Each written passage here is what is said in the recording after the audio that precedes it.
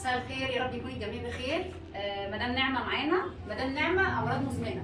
مدام نعمه ابتدت معانا. مدام نعمه سكر، عندك السكر، مريضه سكر. كانت بتاخد 50 وحده صباحا، 50 وحده مساء، 25 ساعه الغداء، صح؟ دلوقتي احنا بناخد 25 وحده بس. كانت مدام نعمه جايه لي 108، احنا النهارده بنتكلم في 79.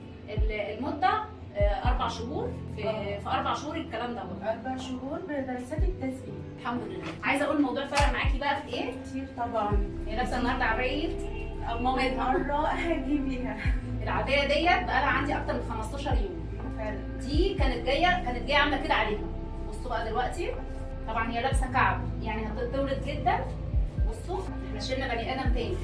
فاحنا النهارده مطلعين نعمه عشان نقول ان التغذيه لما بنمشي تغذيه صح، لو عندنا امراض مزمنه الموضوع بيفرق معانا جدا.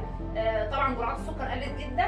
طبعا. وحركتي في البيت واكلي الاول كان 24 ساعه اكل. بتاكل. احنا نظمنا الموضوع. جعانه. برافو عليك. دلوقتي لا مش جعانه. طيب الحمد لله. انا عايزاكي بقى تحافظي على اللي انت عملتيه، وعايزاكي تقولي للناس انه مش معنى ان احنا عندنا سكر ان احنا ناكل 24 ساعه. انا كنت فاكره ان مستحيل ان انا جسمي هيبقى حاسس كده. دلوقتي الحمد لله احمد ربنا وبفضل ربنا وليه كده. حبيبتي انا دلوقتي يعتبر بقيت بني ادمه تانية عايشه حياه طبيعيه. طبعا احنا شلنا بني ادم اصلا من نعمه. نسبه الدهون بتاعتها اختلفت جدا، انا مبسوطه بيها جدا. وطلعناها باول عبايه جات لي بيها هنا. طبعا بصوا فرق رهيب، فرق مقاسات رهيب. ده يقول انه هي مشيت صح. فلما مشيت صح التغذيه بتاعتها اتظبطت. اهم حاجه ان الجرعه طبعا قلت جدا. احنا كنا متابعين مع دكتور البطنه بتاعها، بنظبط انا وهو مع بعض لحد الحمد لله. دلوقتي بتاخد 25 وحده يا نعمه. 25 وحده ما شاء الله. بس مره واحده. هي كانت بتاخد 3 مرات زي ما قلنا، 50 25 غير ستوفاش كمان. فالحمد لله الموضوع فرق جدا معاها. مطلعينها دي معانا النهارده عشان خاطر ندي بادره امل للناس اللي عندها سكر او اي امراض مزمنه ان الموضوع مش مستحيل.